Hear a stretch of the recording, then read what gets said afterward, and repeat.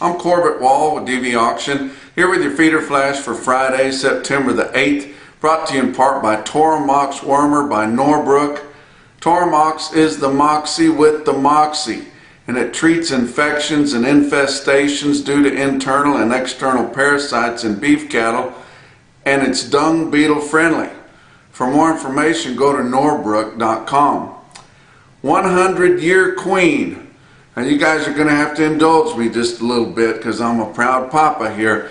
But my daughter Channing has become the first queen of the Tri-State Fair Rodeo in Amarillo, Texas. And it's amazing that that fair has been around for 100 years. And this is the first time that they've had a rodeo queen. Now, I'm proud of all my daughters. I've got 3 daughters, no boys. Proud of all my daughters, but this was Channing's night on Thursday night, and we named Channing her name because her maternal grandparents were married in Channing, Texas, so we did have a reason behind that.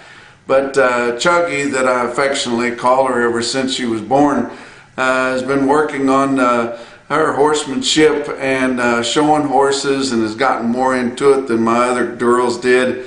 And you know, we've competed in a lot of livestock shows and athletics and cheerleading and all this kind of thing. But you know, we're tickled to death about her winning this Rodeo Queen contest. And Tri-State Fair Rodeo in Amarillo has a great PRCA rodeo. In fact, it's the last rodeo that counts towards the NFR as far as money winnings, and it's really a good rodeo. And it's amazing that she's the first rodeo queen ever. We want to say congratulations, and we had some tough competition from the runner-up, Samantha Unruh from Stratford, Texas, and I found out that her daddy is a Feeder Flash gang member sometimes, so appreciate that. But really want to congratulate Grandma Judy, my mother. This is a 3rd granddaughter that she has made queen with at different rodeos, but that's something that she takes a lot of pride in. My sister, Aunt Sheila, she works with her all the time. They're horsey. I'm not, never have really been, and I can't take credit for it because it was mostly them that got Channing as far as they did, as far as help from her mother. And then she borrowed a good friend of hers horse, Jeremy Greenhouse. Has an amazing horse that she's ridden since she was a little girl. He was nice enough to let us use that horse for the horsemanship part of it. But we are tickled to death to have the Tri-State Fair and Rodeo Queen right here in our household, and it was a great time and a big night for my family, and I appreciate you guys indulging me with that. Feel like you're all my friends, and I just wanted to share my good fortune. We had a futures rally on Thursday again, and the futures have really been up on the cattle, and we don't really see any reason for that other than it's a little bit seasonal. But your spot October live cattle contract is the highest that it's been. This October live cattle contract itself, it's the highest it's been every day except for July the 21st. When it spiked up there pretty high. But packer margins were back in the black from what they tell us last week, and maybe they're thinking that the packers are going to push for that, maybe push the slaughter a little bit, but we really haven't seen that. Of course, it's a holiday week and they didn't harvest anything on Monday, so it's really hard to say. But the futures are showing good, even on the feeder cattle, and the feeder cattle futures, the close-ups, September feeder cattle, continues to stretch its lead over on the premium that it is over cash, and cattle are selling really, really well, but they can't seem to reach. September feeder cattle closed at 255.57. Now, an average for an 800-pound steer up through your middle 12 states can't reach that. It's $7 or $8 back from that, and of course we got a long way to go till it has to converge. But still, But all of your feeder cattle futures were up big on Thursday. It makes you kind of want to look at those LRPs, guys. That you buy them based off of your futures market, and then whenever you cash them in, they're off of the CME cash feeder cattle index. So you're ahead of the game already now that the futures are trading at such a premium to that CME cash feeder cattle index.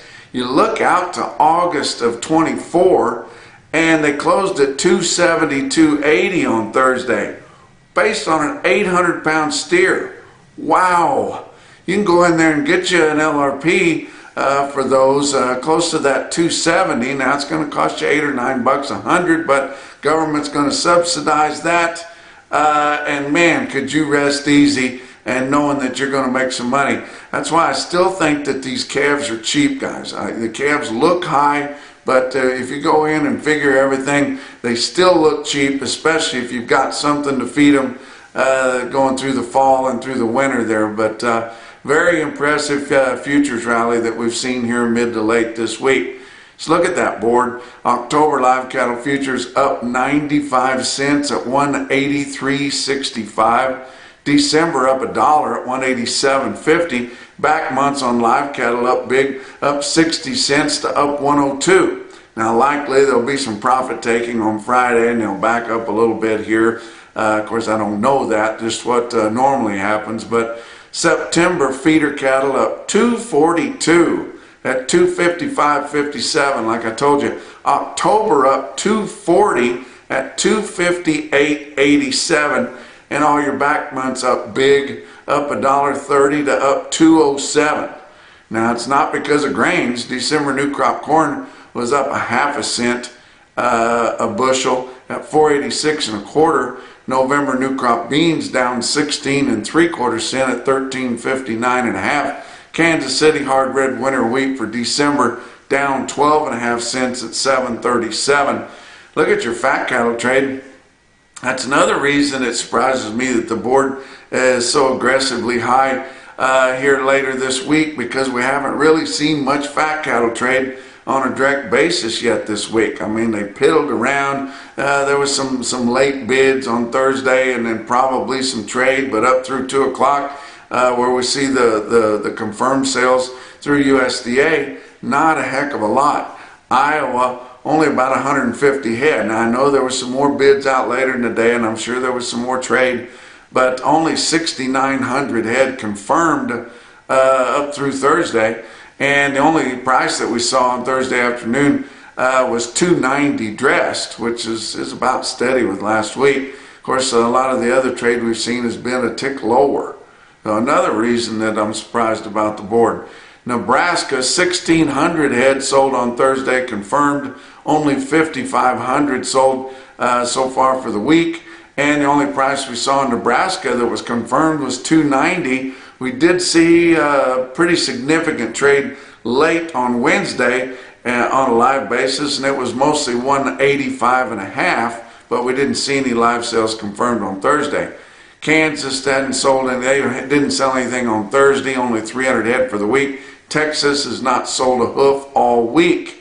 So there's going to be a lot of business happen here on Friday. And I'm kind of like some of those board traders. I think that your packers are going to get aggressive here with their slaughter a little bit, or just trading or harvesting anything normal would seem aggressive as light as what they've been working here for the past month or so. But Friday is going to be a big day. We'll talk about it, to open the week next week. Box beef cutout values were lower. Another reason that board surprised me. Choice cuts down 191 at 311.66. Selects down 144 at 286.17. Your slaughter up through Thursday, and of course we didn't do anything Monday. 383,000 estimated slaughter, and that's 6,000 less than the same week a year ago. Let's talk about your actual slaughter information that come in for the week ending August the 26th. Another thing that frustrates me, why we have to wait 2 weeks to get that information when we could get it within 2 or 3 days. It doesn't make sense to me at all. But your average dressed steer carcass weight for the week ending August the 26th come in at 906. That's up another pound. Now we know that late in August that extreme heat was sucking the weight off of those cattle. Now if they were only taking, and slaughter was light, maybe they were only taking in the biggest cattle there, but gosh, I expected this week to see those average dressed steer carcass weights to come down big. Now I'm expecting it next week, but that 906 pounds, that's 2 pounds larger than the same time a year ago. Talk about what else is going on. Western video markets. You know, we take bids for them, the online bids through DVAuction. Very, very reputable, big video out there. They're having their next big sale at Haythorne Ranch up outside of Ogallala, Nebraska there. It's going to be on Tuesday, September the 12th. They've got a good offering of cattle stretching from right there in Nebraska all the way back west to California. Going to have a lot of breeding stock, and guys, you need to start thinking about replenishing that. We haven't seen much signs of it at all, which means that this good market's going to last, I'm sure, another 2 years and probably 3.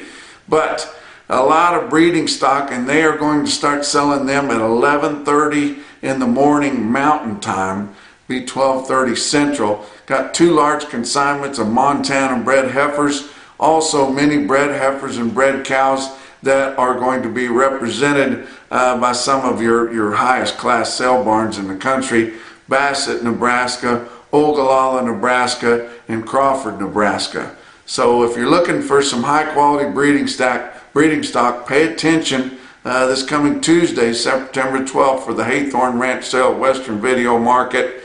For more information, you can see a lot of videos and information on the lots at wvmcattle.com. Let's talk about your feeder cattle market. Your real-time index on DVAuction late in the day on Thursday set at 248.40, down 79 cents. And some of these buyers, these feeder buyers and feedlots, they're balking at the price levels that we're seeing right now, and you can't hardly blame them. But when you see the feeder cattle futures stretching at such a big premium, of course it's early in the trading month, but my gosh, you know they're going to come together at fruition there. But don't forget, Primetime Livestock Video has rescheduled a video auction, and it's going to be happening today at 1:00 p.m. Here today on Friday, September the 8th, 1:00 p.m. Primetime Livestock Video. That's not Deion Sanders and the University of Colorado. That is Jackie Moore in Joplin Regional Stockyards there. If you want to watch another sale that's interesting, the Pitzer Ranch Horse Sale is going to be coming up here, and it's going to be on Friday with the preview at 7 a.m., the sale starting at 9 a.m., and that is pay-per-view. Let's talk about your big sales on Thursday. Farmers and Ranchers Livestock, Salina, Kansas, 2,800 head. Feeder steers $1 to $3 lower. Over 950-pound steers were $1 higher. Other classes of cattle were not well tested. Salina was our NationalBeefWire stick-out sale of the day. You look at this automated marker report through Cattle Market Central, you see 213 head of 7-weight steers in Salina, Kansas. Had a weighted average weight of 740 pounds, weighted average price of $249.86. 647 head of 8-weight steers averaged $862, weighted average price $243.11. 747 head of 9-weight steers averaged $934 at $239.30, and one well-tested group of heifers, the 6-weights, 173 head of 6-weight heifers averaged $645, weighted average price $247.83. Going to give you a lot of individual quotes because I feel like I shortchanged you from the indulging that I did on this report. But Bluegrass Stockyard South, Stanford, Kentucky. Now this is not an individual quote. This is the cattle that they had at the sale in Stanford. They had a lot of yearling steers, mostly sold in loads. All put together, they had 341 head of 8-weight steers in Stanford, Kentucky. 856 was the average weight, $243.02 weighted average price. 425 head of 9-weight steers, average $9.50 right on the button. Weighted average price on those in Kentucky, $237.15. Both those 8 and 9 weight groups were $4 to $5 higher than last week. Some individual quotes. Orland Livestock Commission in Orland, California. 50 head, 659-pound steers bring $271. Very impressive quote. Now I'm going to tell you about a quote that you need to be paying attention to. You can get on to DVAuction every Thursday. You can view and bid, if you get approved, Wilcox Livestock Auction in Wilcox, Arizona. These cattle have got condition, guys. They're hard as rocks. They need bought. They sold 82 steers, black motley faced, 617 pounds at $245.50. Now something don't quite jibe right there, guys. So you need to be paying attention if you're looking for cattle. How about another quote? Mitchell Livestock Marketing in Mitchell, South Dakota. My buddy Jared Herman's sale there. 72 steers, weighed 871 at $255. Now I'm going to give you some quotes from my old buddies at the St. Joe Stockyards in St. Joe, Missouri. They're continuing to operate at different places. My very good friend Barry Bowes, he is commissioning cattle in the 3-state stockyard in Falls City, Nebraska. He sold Dave Mathewson out of Hiawatha, Kansas. He sold his steers. Dave Mathewson is the brother of my late great friend Tom Mathewson. That was my hay man, and he and I were great friends, and I miss him dearly. But Dave sold 79 steers right off the grass, weighed 718 pounds, bring $2.80 a pound, Falls City, Nebraska. How about one of my other good commission buddy friends from St. Joe Stockyards that's commissioning cattle into Maryville, Missouri, extreme northwest Missouri.